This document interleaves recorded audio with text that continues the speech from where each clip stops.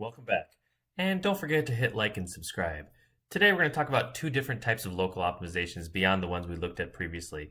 Just as a refresher, we were looking at some of those early optimizations such as constant folding, strength reduction, and dead code elimination, and we attempted to apply them to a relatively straightforward basic block control flow graph in control flow graph form that we have here. We saw some cases where I think it was obvious where we could do things like constant folding, and some where it was obvious where we could do strength reduction. And then I think we also saw that the dead code elimination is trivial in some parts and requires multiple passes to see those examples in other parts. So today we're looking at another optimization referred to as constant propagation. It's relatively close in relation to constant folding. The idea being that when you have a constant in your code, what you can do is you can propagate that constant forward. You can replace the variable that we've assigned that constant to, or that literal to, with that constant instead, as many times as possible until we get to a point in which the destination is being overwritten at some point. So if the constant is being written to, we can guarantee that it's going to be used again in this path through the control flow, then we can actually replace that variable in the first place with that constant itself, that we're propagating that constant forward. We do have to be careful how we do this. In this very simple example that we have here, we have R1, right? And we have R1 set to be 5. That's our constant. And from this instruction to this next instruction, we say R1 being used again. Our compiler then can replace that instance of R1 with just the value of 5. We have to be then careful, though. We can propagate now to those next lines. We're guaranteed to reach this line. We're guaranteed to reach either one of these two lines. We can replace this R1 and this R1 with that constant of 5. But now when we go further on in the code, there's actually no longer a guarantee that R1 is going to be a constant. So we can replace this R1, and this R1, but we can no longer replace this R1 and this R1 because there's another point in the chain in which it could be redefined, overwritten, and so we have to be careful. But for those constants that we can guarantee can propagate forward, we can just get rid of the variables entirely, and that can potentially lead to other optimizations as well. So here we have another relatively straightforward example of applying constant propagation. Usually we don't see it used in and of just by itself, but as we talked about, the compiler has those multiple optimization passes, and sometimes it will apply those passes more than once, those same passes more than once, to be able to lead to a better result in terms of code optimization. So in this example, we're not just looking at the new one, the constant propagation, looking at all the other examples as well, and seeing how, by applying each of these in turn, we can take an example that's fairly similar to the example we looked at the end of the previous video and optimize some of those instructions away, or reduce the amount of work that the code has to do for this control flow graph that we have here. So I recommend you pause the video now and take about 5 minutes and just try looking at this and see what type of optimizations can we apply. So you can hit pause now. You didn't hit pause, and that's okay. So going through the examples, some of these will be relatively straightforward. Others will have to look multiple times through to see it. Some of these, just at first glance, you see them and you realize, well, we know what we can do with these. So we know, same as within the previous example, that we have our observable outputs of this code. That's our R1 and R3. So it's very likely we want to keep anything associated with R1 and R3. Other variables may or may not wind up being dead code. A couple of other examples that we can see here. This line of code, line 4 here, we clearly have a multiplication by 4, and that's our strength reduction, right? Instead of multiplication, we can replace it with an equivalent shift. What other examples do we have here? Well, we know we have our constant propagation, and we have a number of constants here, right? This R1 example is kind of similar to the previous one where it starts off as 0, but then it does get overwritten, so we can't necessarily replace that with 0 because it's not guaranteed to be the case. But we see another couple of examples here, right? R4 is set as a constant here. So consequently, in this line 8, which is the only place R4 is being used here, we have R4 times R6. Technically, that's two optimizations we're going to be able to apply here. We don't want to, belabor the point too much, but we can definitely replace this with an equivalent of 1 times R6. And then we can replace that with, well, 1 times something. That's our constant folding here is just equal to R6. R3 equals to R6. Right? What else do we know about R6 at that point, though? It wasn't obvious before when we had R4 in the expression, but now we see a constant propagation opportunity for R6 here, right? R6 is 8. So looking at this line again, now we can set it to R3 equals 8. Likewise over here, this can become R2, or R3 equals R2 divided by 8. I know there's going to be a lot of opportunities here. I don't want to go too quickly. We know R2 divided by 8. We can do the constant folding, the strength reduction, and replace that with R3 shifted to the right by 3. But let's not even go through all those steps, right? There's no point. We have R2 equals 0 here. And with R2 equals 0, we can certainly propagate that constant down 1. That becomes 0 divided by 8. That entire line and block of code can just be set R3 equals to 0.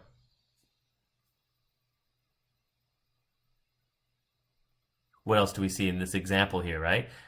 We have R7 and R6.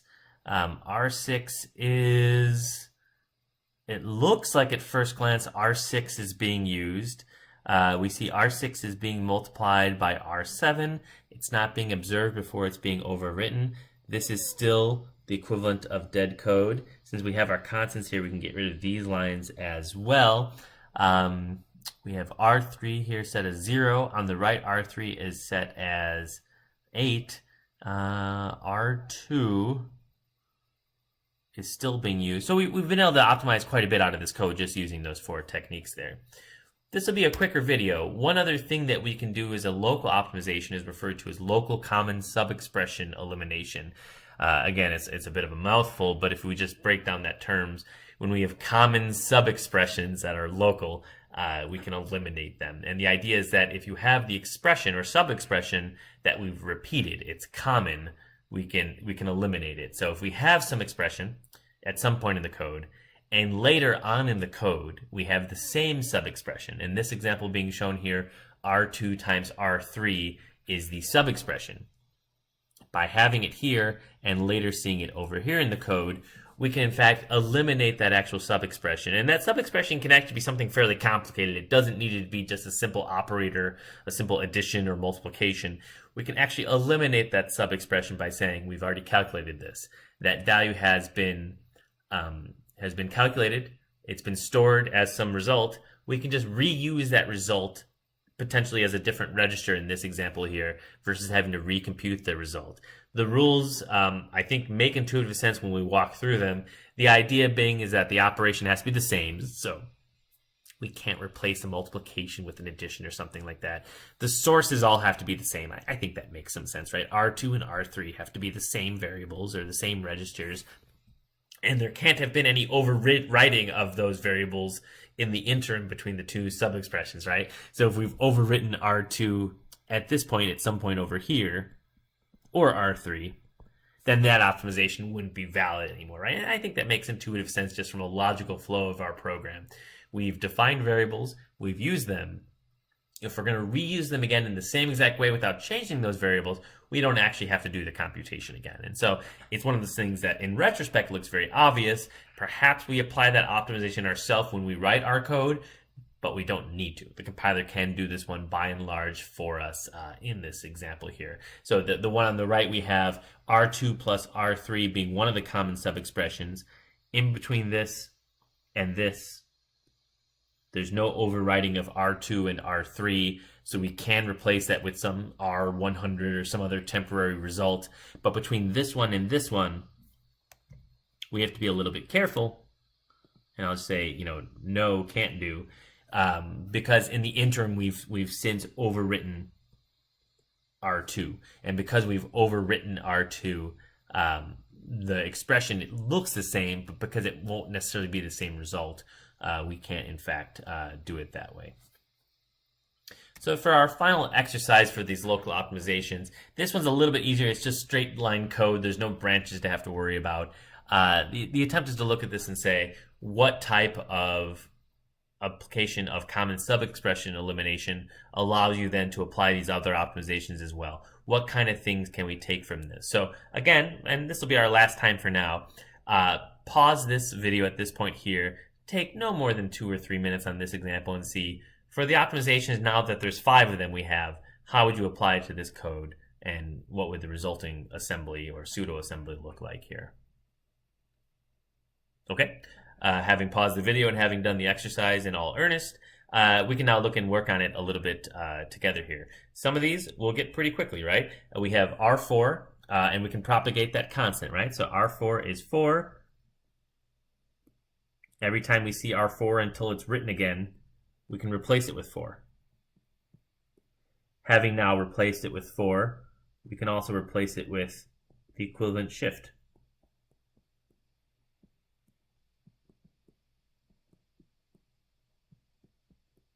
My handwriting's not the best, but it's the best you have. What other potential common sub-expressions do we see here?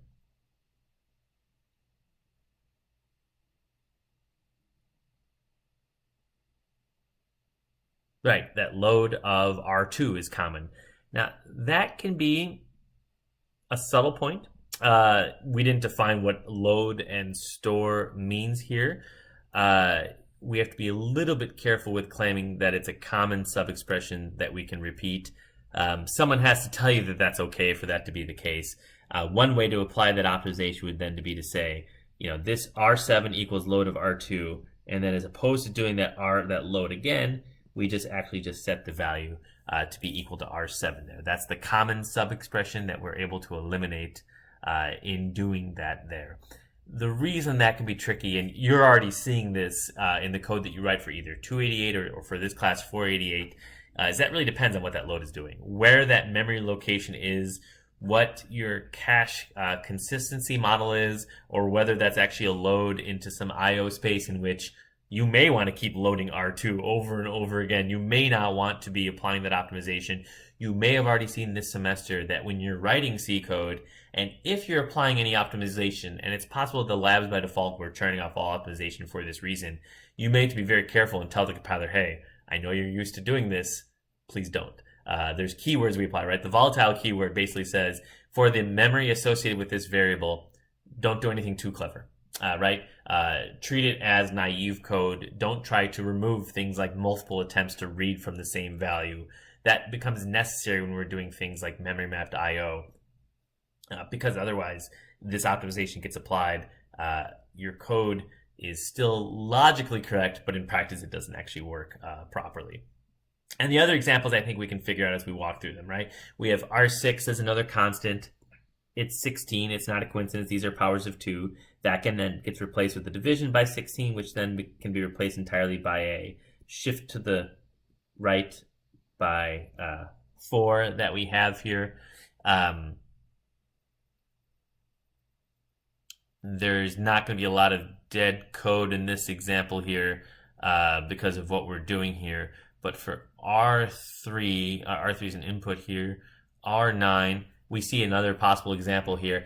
Only through our constant propagation and our dead code elimination do we actually see that that's the case, right? So for our R9 is set to R3 here.